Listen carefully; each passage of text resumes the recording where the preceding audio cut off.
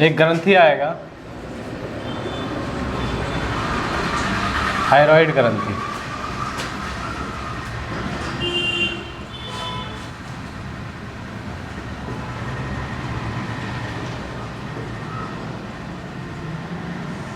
ध्यान देना क्या बोल रहे हैं।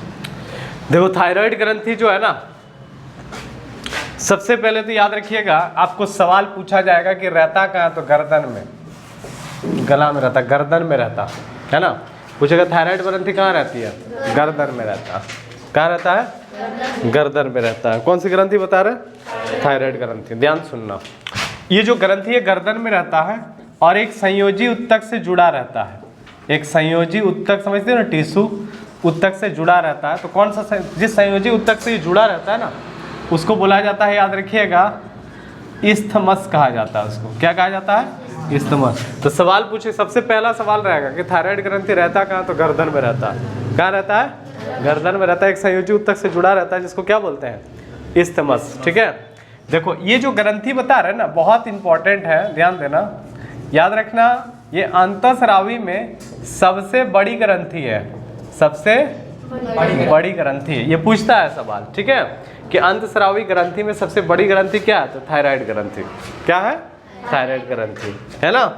जैसे बहिःस्रावी में हम आप लोगों को लीवर बताए थे, याद है। अंतःस्रावी में क्या है, तो थायराइड ग्रंथि सबसे बड़ी ग्रंथि है। ठीक, इसका कुछ काम है, थायराइड ग्रंथि जो बता रहे, इसका कुछ याद रखिएगा कार्य है ना। तो ये क्या करता है, काम क्या करता है, तो याद रखिएगा, ये बीपी को कंट्रोल करता है। बीपी को क्या करता है, कंट्रोल, ब्लड प्रेशर को कंट्रोल कर देता है। कौन सी ग्रंथि, थायराइड ग्रंथि। बात समझ में आ रहा है क्या बोल रहे हैं। उसके बाद याद रखिएगा, ये आपका और क्या काम करता है, कि शरीर का जो तापमान होता है ना, तापमान को नियंत्रित करता है। ठीक है, शरीर का तापमान को नियंत्रित करेगा। जितना टेम्परेचर होना चाहिए शरीर में, उतना ये बनाए रखता है। जैसे शरीर का जो हम लोगों का टेम्परेचर होता है वो 37 डिग्री सेल्सियस होता है, पता है ना आप लोगों को। कितना डिग्री सेल्सियस, 37 डिग्री सेल्सियस। ठीक है। और साथ में याद रखिएगा, बहुत इंपॉर्टेंट है, उपापचयी, है ना, क्रिया को भी क्या करता है, नियंत्रित करता है। ठीक है, तो उपापचयी क्रिया को नियंत्रित करता है। मेटाबॉलिज्म जो प्रोसेस होता है उसको क्या करता है, नियंत्रित करता है। पता चल रहा है। तो इसीलिए याद रखिएगा, उपापचयी क्रिया को नियंत्रित करता है। इसीलिए इसे, यही कारण है कि इसे अंतःस्रावी तंत्र का पेस मेकर कहा जाता है। ये सवाल पूछता है, ठीक है, कि सवाल आप लोगों को पूछा जाएगा कि थायराइड ग्रंथि जो, इसका क्या काम है। तो याद रखिएगा, ये ब्लड प्रेशर को कंट्रोल करेगा, शरीर का तापमान को नियंत्रित करेगा। बात समझ में आ रहा। तो और याद रखिएगा, उपापचयी क्रिया को भी नियंत्रित करता है। शरीर में जो मेटाबॉलिज्म प्रोसेस, उपापचय मतलब समझते हो, शरीर के अंदर जो प्रोसेस चल रहा है, चाहे कोई चीज़ बन रहा हो या कोई चीज़ बिगड़ रहा हो। जैसे मेटाबॉलिज्म जो होता है ना, वो दो टाइप होता है, एक एनाबॉलिज्म, एक कैटाबॉलिज्म, है ना। कोई चीज़ एक बन रहा है तो कोई चीज़ टूट रहा है। प्रोटीन आपका शरीर में बन रहा है ना। याद रखिएगा, इसके अलावा कि आपका भोजन क्या हो रहा है, डाइजेस्ट हो रहा है, पाचन हो रहा है, वो टूट रहा है। बात समझ में आ रहा। तो सारा का सारा प्रोसेस को क्या करता है, नियंत्रण करता है। इसीलिए इसको अंतःस्रावी तंत्र का पेस मेकर कहा जाता है ना। अंतःस्रावी तंत्र का पेस मेकर कहा जाता है। तो याद रखिएगा, कौन सी ग्रंथि पढ़ रहे हैं हम लोग, थायराइड ग्रंथि। थायराइड ग्रंथि कहाँ रहता है, गर्दन में, एक संयोजी उत्तक से जुड़ा रहता है। क्या बोलते हैं इसको, इस्थमस। ये अंतःस्रावी में सबसे बड़ी ग्रंथि है ना। याद रह जाएगा। काम क्या है, बीपी को कंट्रोल करना, तापमान को नियंत्रण करना, है ना। और साथ में याद रखिए, उपापचयी क्रियाओं को भी नियंत्रित करता है। इसीलिए इसको अंतःस्रावी तंत्र का क्या बोलते हैं, पेस मेकर बोलते हैं। क्या बोलते हैं, पेस मेकर। अंतःस्रावी तंत्र का पेस मेकर कहा जाता है। कौन सी ग्रंथि को, थायराइड ग्रंथि को। याद रह जाएगा। देखो थायराइड ग्रंथि जो बता रहे हैं ना, इसमें याद रखिएगा, एक हार्मोन निकलता है। ध्यान देना क्या बोल रहे हैं, एक हार्मोन स्रावित होता है जिसको बोलते हैं थायरॉक्सिन।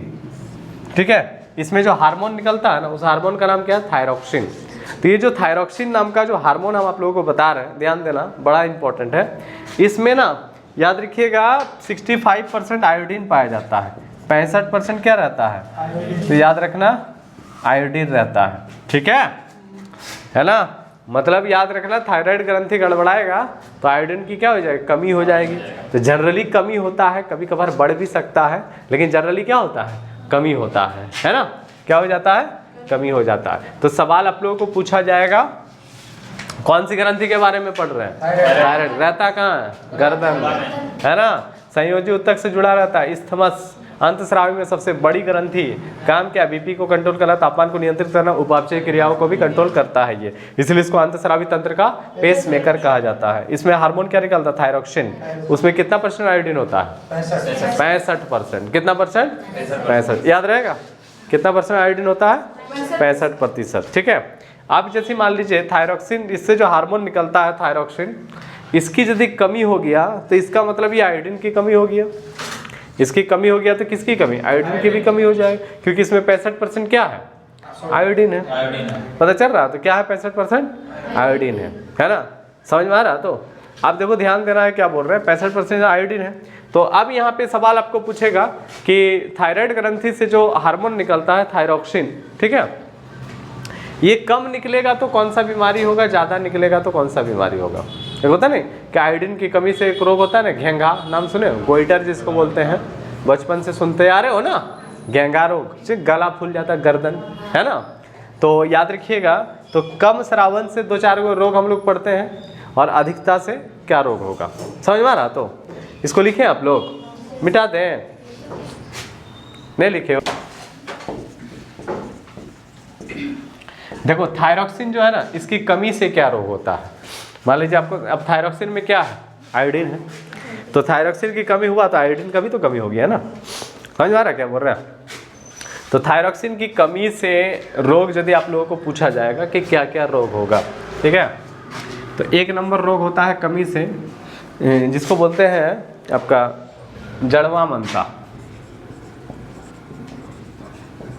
ठीक है, ये जो बीमारी होगा ना, ध्यान देना क्या बोल रहे हैं, ये बच्चों में होता है थायरोक्सिन की कमी से। ये किस में होगा, बच्चों में हो जाता है थायरोक्सिन की कमी। इस रोग में बच्चा जो होता है वो सबसे पहले बच्चा बौना हो जाएगा, छोटा रह जाएगा, उसका पेट बाहर निकला हुआ रहेगा, जीभ मोटा हो जाएगा, बाहर निकला हुआ, जनन अंग कम विकसित होगा, त्वचा सूखा हो जाएगा, रूखा रूखा दिखेगा। पता चल रहा। तो ये छोटे बच्चों में होता है। ठीक है, एक ये रोग हो गया, है ना। दूसरा एक बीमारी का नाम है मिक्सिडेमा। ये जो होता है ना, ये वयस्क में होता है, बड़ों में होता है। ठीक है, तो इस रोग में ना मनुष्य का बाल झड़ता है। मिक्सिडेमा जो है, इसमें क्या होता है, मनुष्य का बाल झड़ता है, और बाल तो झड़ेगा ही, साथ में त्वचा में ना ये आपका वसा बहुत ज़्यादा जमा हो जाएगा, फैट, शरीर ढीला ढाला हो जाएगा। बात समझ में आ रहा है क्या बोल रहे हैं। तो कमी से खाली रोग का नाम लिखना, मैंने उतना लक्षण वगैरह तो पूछा नहीं जाता है कि कमी से कौन कौन सा रोग होता है। ठीक है, और एक जो रोग है उसको बोलते हैं हम लोग घेंघा, है ना। तो घेंघा तो ये तुम्हें क्या होता है, गर्दन फूल जाता है, गला क्या होगा, गला जो है ना, गले में सूजन, गला में क्या होगा, तो याद रखिएगा सूजन आ जाएगा, गले में क्या हो जाता है, सूजन, तो गला इसमें फूल जाता है, इसी को गोइटर बोलते हैं, है ना। किसी किसी का तुम लोग देखा होगा गर्दन गला फूला हुआ रहता होता है ना, इस तरह का, समझ गए। तो ये क्या हो गया, कमी से रोग। ठीक, और यदि अधिकता से रोग पूछता है कि थायरोक्सिन जो है ये ज़्यादा यदि निकलने लगे तो क्या बीमारी होगा, अधिकता से। तो अधिकता से जब रोग आपको पूछा जाएगा ना, अधिकता से, तो याद रखिएगा एक बीमारी होता है एक्सोथैलेमिक गोइटर।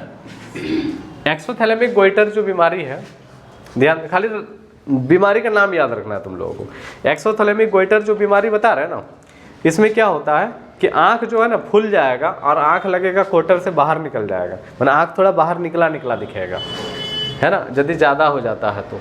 बात समझे क्या बोले। और एक और अधिकता से एक ये रोग हो गया, अधिकता से एक रोग होता है और ग्रेव्स रोग।